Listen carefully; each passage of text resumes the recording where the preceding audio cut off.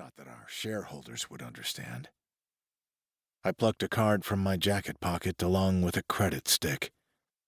This is the address to a shelter. Go there, and I promise they will help you. That wasn't so hard.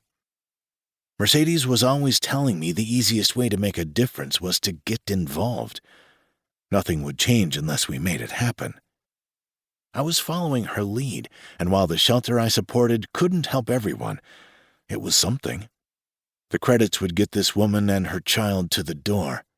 What she chose to do with the opportunity was up to her.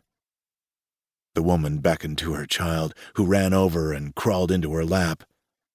"We've been to 5 shelters this week. All of them are full." She looked at the ground. "Are you sure there isn't anything I can do for you? Something that might earn enough for an actual room?" I reached out gently and closed her hand around the credit stick. "Go to the shelter. Tell the man at the door Edward sent you. Hand him what is left on the credit stick, and he will ensure you both have what you need." She stared at me, torn somewhere between disbelief and hope. I'd felt the same thing as many times as I'd seen it on other people's faces. She wanted to believe, but life had taught her the hard lesson that nothing in this world was free, not even a trip to the shelter. I looked into her eyes and stood to do what was expected of someone dressed as well as me. Or don't. I turned away from her and went down the stairs as if her decision meant nothing to me. It wasn't easy. I desperately wanted her to get a warm meal and a place to stay that didn't require supplying favors. That didn't mean I was going to force her.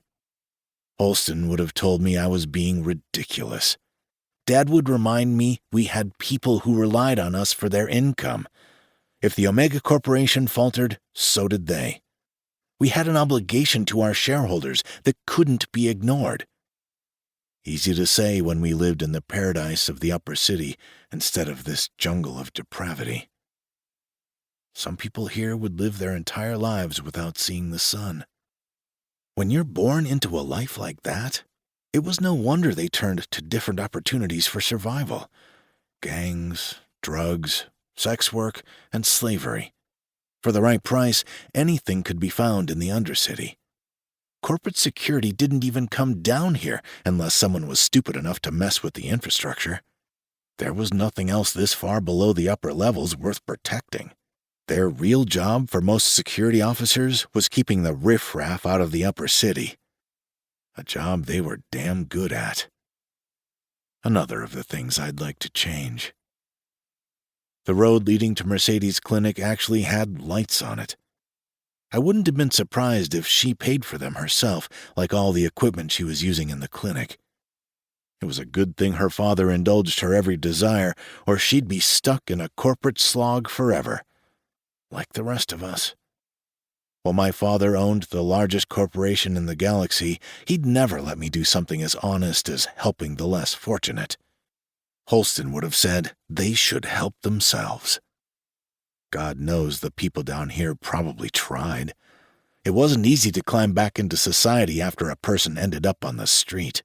Something as simple as having an address for paperwork was impossible. If they couldn't prove proof of residence, they couldn't receive an employment contract. Most of the shelters were no help. 1 bed for every 100 people who needed it. That was the system working as intended. It cost less for people to die in the streets than it did to feed and house them. I tried to pull my thoughts away from the problems of the Undercity. Things down here weren't going to change overnight. It might take an entire lifetime simply to get the ball rolling.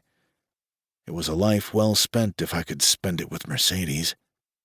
I'd converted some of my holdings and even found a way to turn some of the low-income housing our company owned into profitable assets without raising the rent.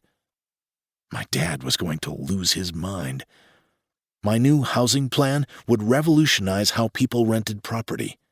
If I could improve people's lives while still making ungodly amounts of credits for the company, even Holston would have to get on board. Affordable housing without fear of eviction was the first step to stabilizing the Undercity. Mercedes had lit a fire under me that had been